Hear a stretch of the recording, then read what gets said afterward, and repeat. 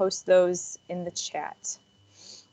Quickly, just a couple of things that we're going to run through. We're going to talk about iWannaMaker. We'll go through some coaches meeting information, the schedule for your day, for your regional, awards ceremonies, recommendations, and then clubhouse and concession guidelines. I should mention that this is being recorded so that we can share this with folks who weren't able to attend today. Or if you need to go back and rewatch it, we'll make it available after, probably tomorrow, I would guess, by the time we get it available to everyone again. And we are going to post in the chat the link to the Back to Golf document. So if you're looking for that Back to Golf document, go ahead and check in the chat area. We'll get that information posted there. It is also posted on our boys and girls golf page. That is the USGA Back to Golf document. First thing, Kurt's going to take us through some iWannaMaker information, so I'm going to hand it over to him. All right, thank you, Stacy, for doing that, and thanks again, everybody, for joining us. We have posted the Back to Golf Operations Playbook as well as a couple of other documents in the chat room, and we'll be monitoring your questions as they come in during today's presentation. And like Stacy mentioned, whether it's this afternoon or tomorrow, we'll make sure that you're able to get to a copy of this recording if you want to go back and check something out. And thanks again to everyone for their willingness to help out in this crazy school year of ours by hosting an IHSA golf postseason event. So let's talk for a little bit about iWannaMaker, because that's the online scoring app that we want to use for scoring during this postseason. And it was actually something that came to us, I shouldn't say us, came before our advisory committee when they met last school year, and the committee was impressed with it. Really sort of felt like we might use or try to use iWannaMaker in a sort of experimental mode this year, but then COVID hit, and it really struck us as this might be a great solution to help events be scored while keeping players socially distant and doing so in a contactless kind of manner. We would offer that the feedback, the anecdotal feedback we've gotten thus far with iWannaMaker has been just outstanding, but we recognize that if you run into a situation where players don't have phones available, or you have some other issue that makes using this platform unworkable, then you will, as a manager, need to have a backup plan of having traditional scorecards ready, but we would ask that you take care of those in a very safe manner, making sure they're, to whatever degree you can, sanitized, placed in some kind of, like Ziploc kind of bag, and allow players to get those probably at the first or 10th tee, depending on where they start. One of the other things that you're going to have to consider as manager, we think the best way to go about it, but it's not the only way to skin this cat, but the best way would be if everybody in the group, your groups, do have phones, to have an individual player keep the score for one other person on their phone, and sort of divvy that responsibility up amongst all the members of a group. If phones are the issue and you really want to just have one person be responsible for keeping track of the group score, you can do that as well. I think you'll have to get a feel for the teams in your regional, and I'll pause here to say the plan is to release those assignments later this afternoon, so those will be available to you. But if you look at the teams assigned and only a few schools that maybe experimented or worked with iWannaMaker during the year, you might want to give some consideration to just having those players be the ones responsible for checking things on the phones. That'll be a decision, though, that you have to make as a manager. I would tell you also, we have created the very basic shell for all of the postseason events, and you can access those through the iWannaMaker website. In a second, you'll see a slide that takes you to their support page, but it'll give you how to spell iWannaMaker if you're not aware. But the shell of all the events have been created. They all have a similar kind of nomenclature in terms of naming. However, you will need to go in and do some editing for the event. We've given all of the managers administrative control through iWannaMaker. So when you go to the iWannaMaker website, you should be able to find your event, your regional tournament, and begin editing that, because there's an area where you'll need to go in and make some adjustments and set some things up. So we used the email address of the manager based on what you submitted back to us when you accepted the responsibility to host this tournament. So we want to make sure that we let you know that you do not have to create the event. It's already been created. You're just going to have to do some edits before you get to the event. So if we can move ahead, Stacy. iWannaMaker is just an online scoring platform, as I mentioned, that allows players to keep track of their scores in a golf match in a contactless, socially distant manner. It does have the capability also of allowing people who can't make the event to be able to follow along in a real-time format. So one of the significances of using this kind of platform is that your need for on-course volunteers, for those of you that have helped manage our events in the past, when you maybe would have a person every 3 holes or something, the need for those kinds of volunteers is greatly reduced. And like I said, it's been very well received throughout the year. We hope that that continues through the postseason. So this slide then, if you go to the iWannaMaker website, which is iWannaMaker.com, they've got tremendous support, and that's one of the other things that I've heard great positives about during the school year thus far, is that they've been very receptive to questions or whatever the situation might be from a school's perspective. If you go to iWannaMaker.com/tutorials, they also have a really rich amount of short tutorials between 5 and 10 minutes that cover the gamut of their app. We've used them here to get ourselves familiar with how the app works, and so we would just encourage you, if you need some help or support, their support page, which you see here, provides not only an email contact that you could reach out to, there's also phone support, and then there are all these tutorials as well. If you send them an email, I would probably, whether it's in the memo line or the line that says what this email is about, maybe identify yourself, or in the first line of an email, identify yourself. They've been fielding questions all year, and they know when our events are, so they know that in the next couple of days or next week or so, managers are going to begin to get extremely active with their platform if they haven't been already. So let's talk then for a second about what's going to happen, like I said, in the next 7 to 10 days. So we've already created the event. We've given the person who is listed as the manager an administrative role for this event, so that person can go in and begin editing the event. And that's about a 4 or 5 step process. When you find your event, you'll have, well, first of all, if you haven't already created an account with iWannaMaker, you'll need to do that. And if you go to the iWannaMaker, if you're not sure if you've created an account, if you go to their website, you'll be able to find your event. But if you don't see editing abilities, which you would see next to the event, if you've got an account and you use the email you gave us when you said you were going to be the manager for the event, if you log in using that, you'll see I'll call it a button right next to your event's name, which you'll say edit event. You click on that, and then you'll be taken to this area where you'll have to do about four steps to finish creating the event. We've done that, but if you haven't created an account, you'll need to do that. A week from yesterday is the deadline for the list of participants.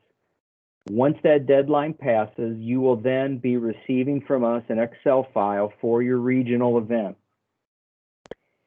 And this week, I got a little ahead of myself, I apologize. So that's next week. This week, no later than the end of the day, Thursday, you will receive from our office, whether you're a boys manager or a girls manager, you're going to receive from our office what I'm going to call a worksheet.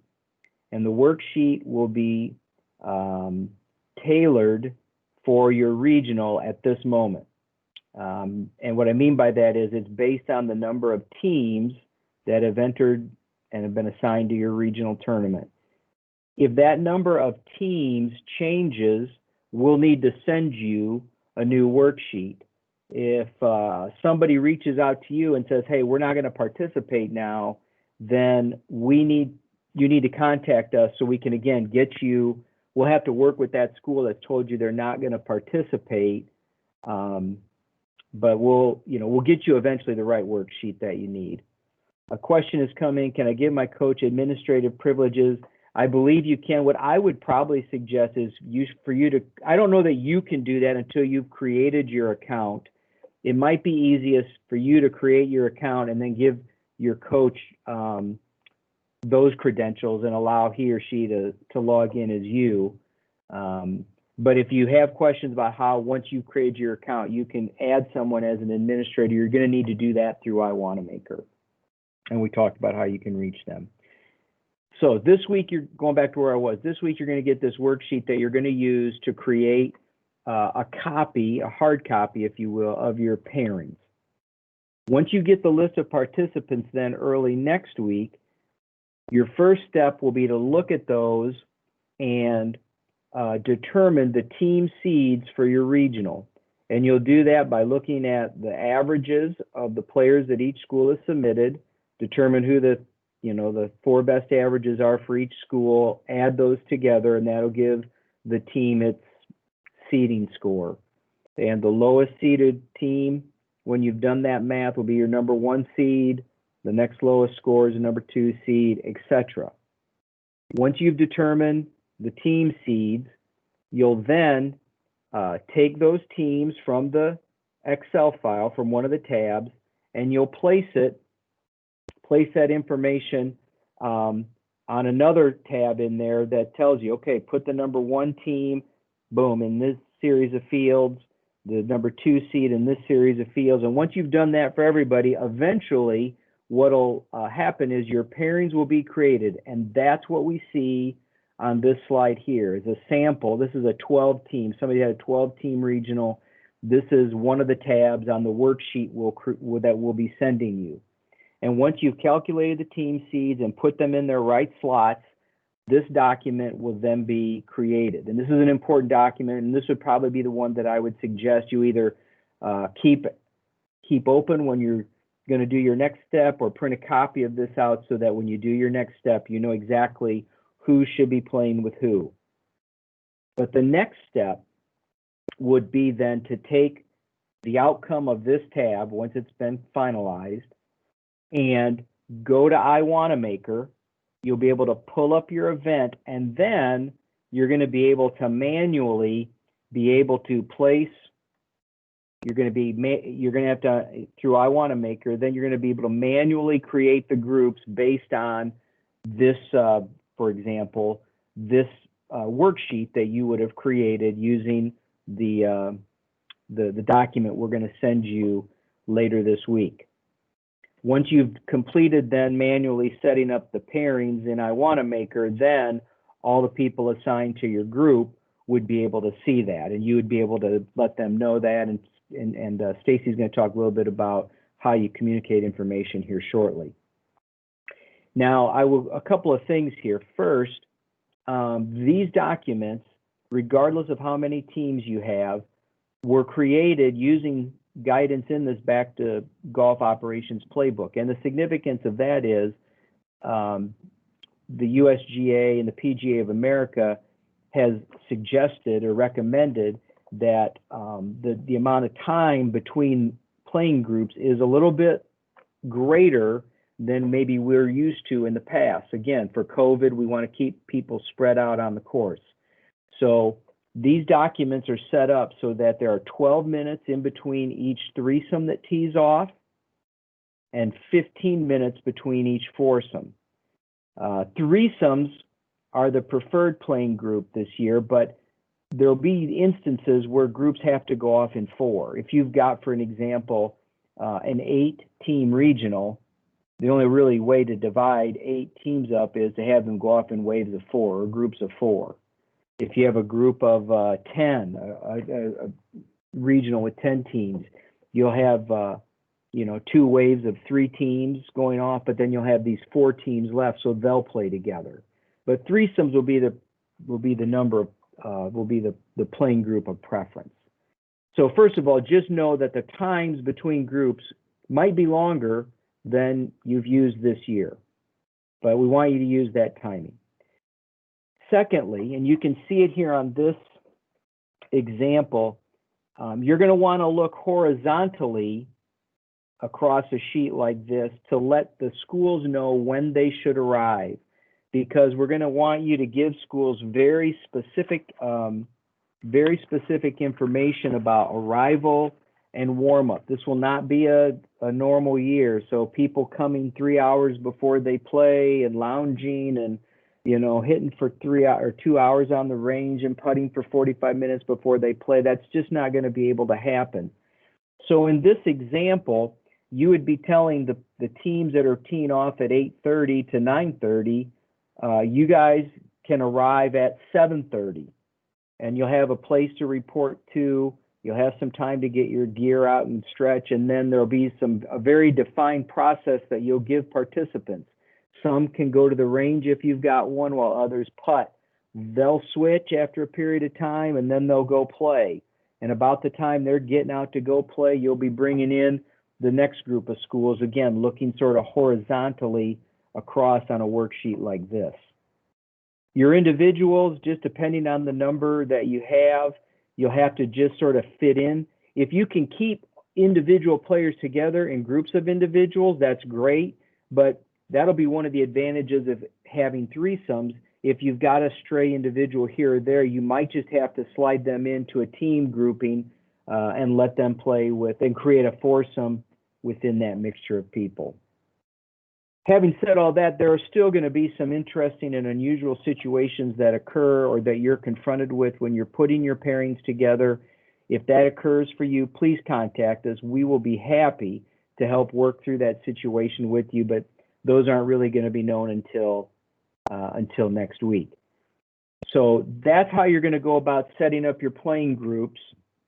iWanamaker has told us when we get the list of participants, we're going to send them to iWanamaker, and they're going to monitor that all of the players that you need to have assigned or placed in your regional tournament will be there, so that when you've created the pairings and you're ready to go back to their website to manually then make the groups, all those names should be there, and you'll just simply click on a name and put it with its assigned, that individual with its assigned time. So that's a little bit on iWanamaker. I think the big takeaways are, if you haven't already created an account, that would be something I'd spend the 5 minutes doing, say, before Thursday comes, because Thursday is when you'll get your worksheet from our office that you'll use to eventually help you go back into iWanamaker and create your pairings. And if you've got some time to, get into their website, look around, watch a couple of the the tutorial videos, that'd probably be to your benefit as well.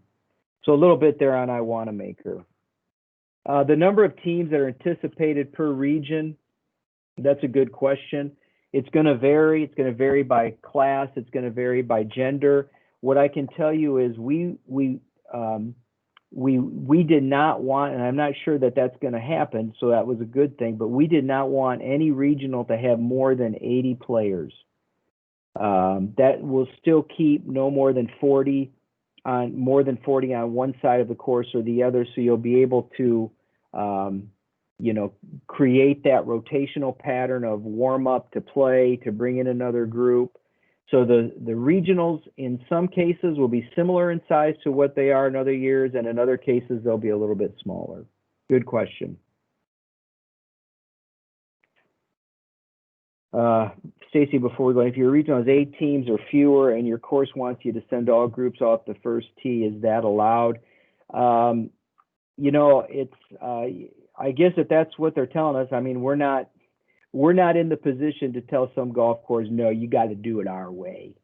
We're not going to take that posture, that position. I guess if that's the case, then I'd ask for you to contact either myself or Stacy, depending on, if you're hosting a boy or girls regional, and let's just make sure that we're giving you good guidance on what that tee sheet might look like then, because these are all going to be predicated on the groups going off on separate sides of the golf course.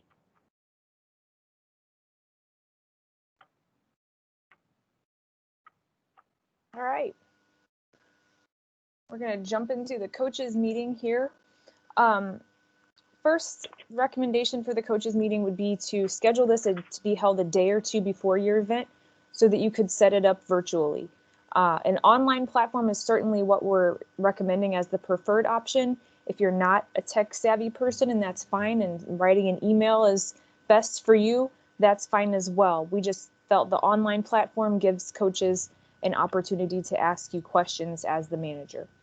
Again, in the manager's manual, there's page 56 and 57 that covers the pertinent information, like has a checklist in there of things you should go over in your coaches meeting.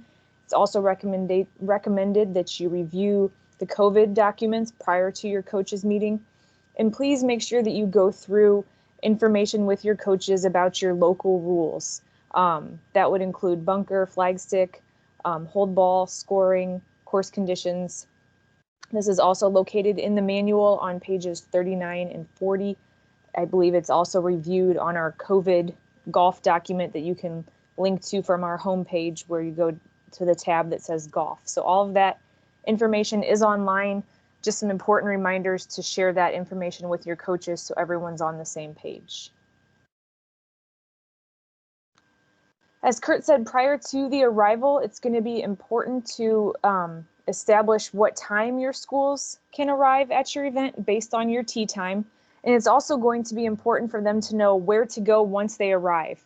As we said here on the slide, one idea is to use your parking lot, and each team gets a space or two next to their bus, and that's going to be their team area or their school area, kind of, a holding or staging area where they can start the day at. They could stretch there, and it would also be where you would want them to return to when their round is over. We don't want to have players or coaches congregating in groups together around the course or around the clubhouse. We really want to make sure everybody's spaced out and that folks are returning back to their school or team area when their round is over.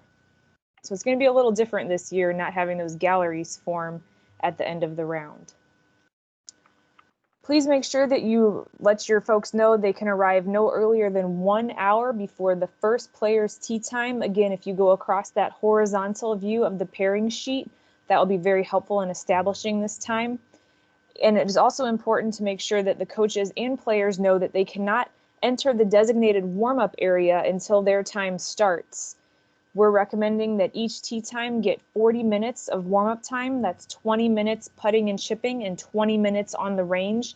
You might need to establish, a person to oversee this, or a timer or a horn to go off or something, so that kids know when they need to rotate from putting and chipping to on the range, and when they know their time is up, so that the next group knows they can rotate through.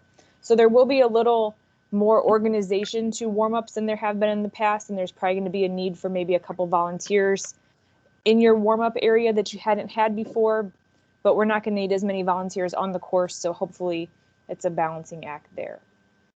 And I think this would also likely be a time when, people will need to be in masks if they're not able to be socially distant from one another. Sometimes ranges can get a little tight, so I would just remind coaches and players of that possibility during that phase of the day. All right. A couple last minute reminders here. Please make sure that you're communicating with your schools in advance if carts are available for spectators. It's going to be important for coaches and players to remember that we are using cell phones for scoring purposes only. They're not to be used for distance measuring devices, scoring purposes, and of course emergencies if anything should come up. Like I said, since I-Want-A-Maker is being used for scoring, it should reduce the need for on-the-course volunteers. It might be a great plan to have someone assigned to hole number 1 and number 10 to be there, as a checkpoint, checking in with the players, making sure they're uploading their scores on I-Want-A-Maker, making sure that they're staying spaced out, helping with timing, answering any questions that the players might have as they make the turn. Award ceremonies, again, another thing that's going to be a little bit odd this year. We're suggesting that folks try to do those virtually if you can, with schools watching from their team bus or their team spots, wherever that may be designated. Award pickup should be done by the head coach only from the receiving school. You could place them on a table for a contactless pickup. The head coach could come over, retrieve those, and then take them back to the school area. We're reminding folks that this really is not the time for photos like would have been in the past, but a time for the coach to take the award back to the team or to the individual player if it's an individual honor. And, they could take those pictures at a later time. But your goal as the manager of the event would be to keep the gatherings to a minimum.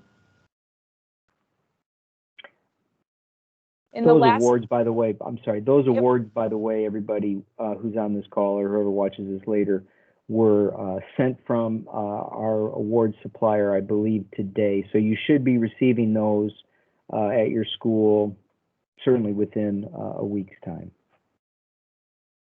The last piece here is just to make sure that you're communicating in your coaches meeting with your visiting coaches any other relevant course information, what your concession stands would be like, what the rules are for your concession stand, the rules for your clubhouse, what kind of facilities that you have, if spectators are going to be allowed on the course, things along those lines that maybe folks that haven't been to your course frequently aren't aware of.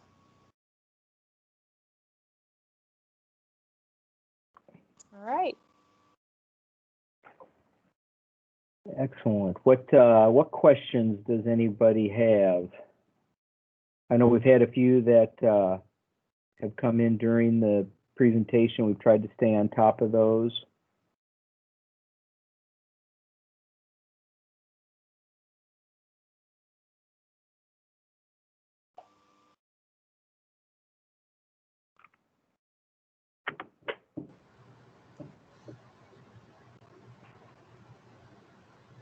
I have a question, and I know I'm not supposed to be unmuted, but I can't find where to ask the question over the computer. Okay. So I would like to know for I Want to Maker, is there any way that we can do, like after 4 hoes, have a runner put the scores in instead of the kids put the score in?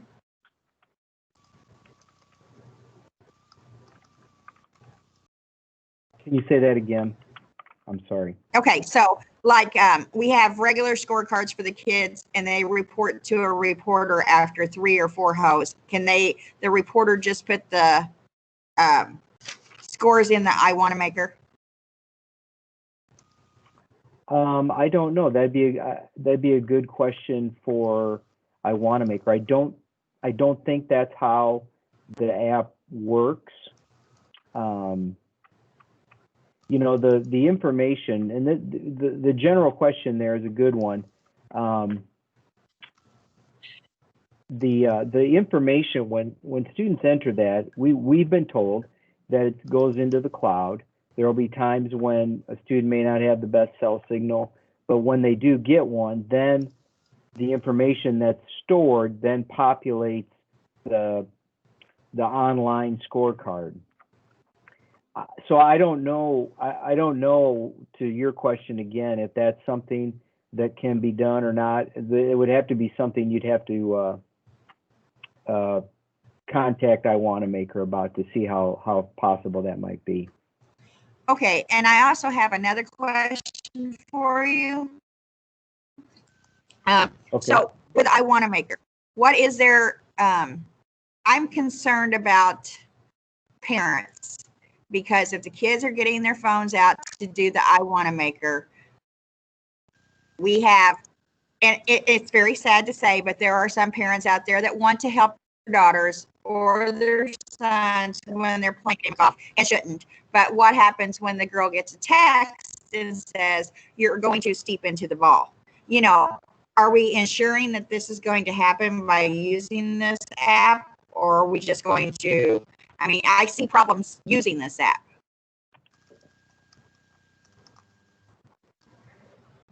Well, I suppose as somebody really wants, this is my opinion, Coach, if somebody really wants to skirt the rules and help their son or daughter out, they're going to find a way to do that. This kind of thing hasn't been reported to us. Probably the naysayers, whenever you try something new, are going to say, well, you just wait and see, it's going to happen. I guess I would again encourage people to remind players that their phones should only be, we should be collecting score information between green and tees. When we're done getting that score information, putting the phones away. I think if coaches are out on the course and they see players getting out on their phone, or if they see somebody, looking at their phone for what they think is an extended period of time, then maybe a coach needs to approach that player and say, hey, well, what are you doing?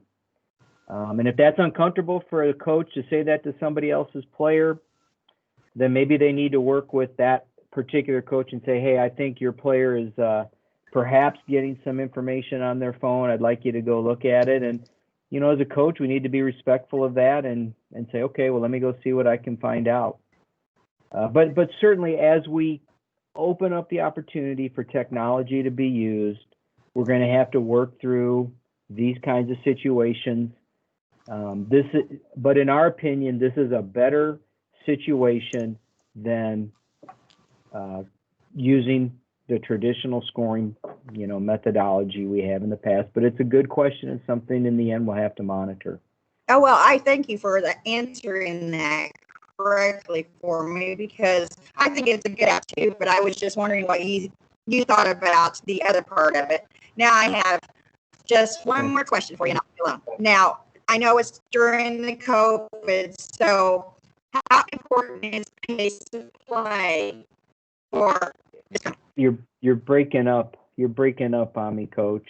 Okay, how important is pace of play? Well, pace of play continues to be important. I guess I'm a little caught off guard by that question. There's been no change on our perspective about the importance of pace of play. We're certainly not saying players should play slower. I'm hoping the day moves a little more quickly for everyone, since we've built in more time in between groups teeing off. Have you had issues with slow play this year? Yes, we have. Okay. So I was wondering if I can implement the pace of play on their time scores or have checkpoints on the course. Well, you sure can. We have not taken, I don't believe we've taken that away. Is that not in our manual? Do we not say that you should be talking to players about pace of play? It is. It is. Okay. It's still there. I just want to make sure everybody was still on board with that. We haven't left the ship on that. Perfect. But if your question is, are there a lot of other people out there who choose to look the other way when it comes to pace of play? I can't answer that, but I can just say in our office we're still on the pace of play boat. Well, I appreciate you answering my questions. Thank you. I'll take more, but I had a couple that came in through the chat feature that I wanted to make sure I got back to. One was about weather, and we tried to answer that in the chat, but I would just say if your event gets rained out, you just have to contact us, and we'll have to, we're all going to be working together on situations like that. And a big part of that solution is going to be your golf course, so if you're worried about the weather that far down the road may not be in a good shape, maybe having a first conversation with the golf course, hey, what if we get rained out? When might we be able to do this here? Would be good, so we're not playing from behind if that happens. I guess it would make sense that in the 2020 COVID year, we'll probably have, the great monsoon on October 6th and 7th. We'll have to figure this out, but let's hope that's not the case. Another question, percentage of schools that have been using iWannaMaker. We've been really pleased with the turnout. We got a list the other day from the folks at iWannaMaker, and there were still at that time maybe about, I don't have the link in front of me, but it was about 200 schools on the girls' side that had not established an account.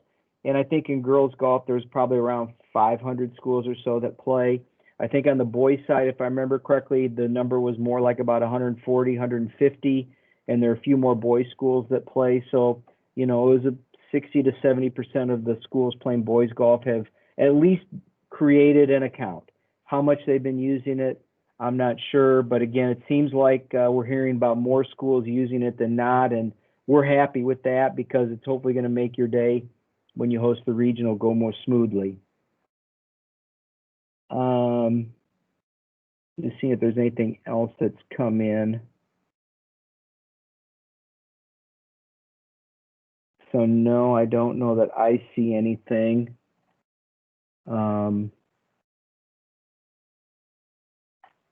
Okay.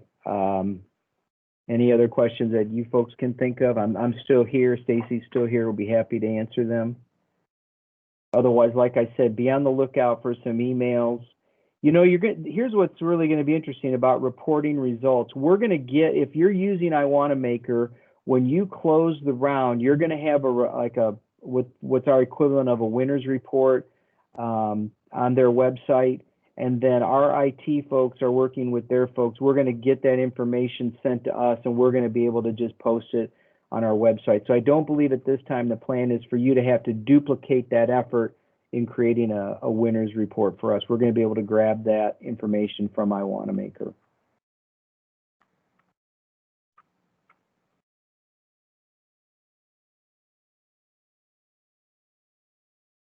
We are preferring, one more time on this iWannaMaker, we are preferring that iWannaMaker be used. I'm trying to read this question here. The question is, are we having them keep their own card on iWannaMaker, or are we having them using the exchange and attest feature? At the end of the day, it's going to be something you have to decide. I think it's going to be easiest and best to use the exchange. You want them to have the ability to attest the scores without having to touch anything. And I think you can do that. So if you set up your event using that attest feature, that's going to be the best situation for you. And I know that there's a tutorial on that on their webpage.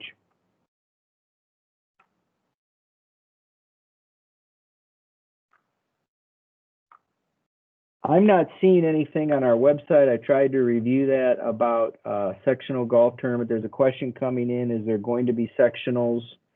I don't know where to look to find that. I know that our board of directors is trying to look at all the things they can do to continue offering opportunities for young people. And if something beyond a regional tournament is going to be offered, we're certainly going to get the word out to folks as quickly as we can. There'll be a lot of planning that goes into that. But somebody's written in here, I see on the website there are going to be sectionals, and I don't know where to look on our website to see that. I'm looking on our homepage, and I'm not seeing anything there. So I'm not trying to avoid the question. I just don't know where this person's looking for information. So again, with that, we appreciate all that you folks are doing to help young people. We hope that things are going well in your school setting, whatever that might be. And if you have some other individual one-off questions and want to reach out to Stacy or I, feel free to do so. We're here and we're happy to help you create a good experience for our young people. Thanks, everybody.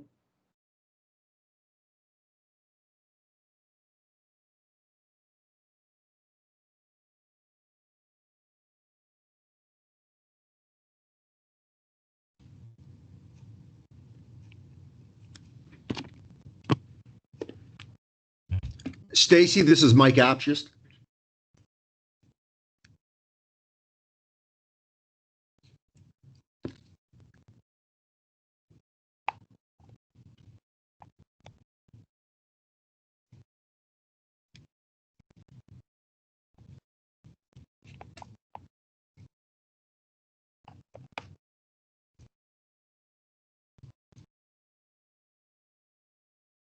Stacy, are you still there?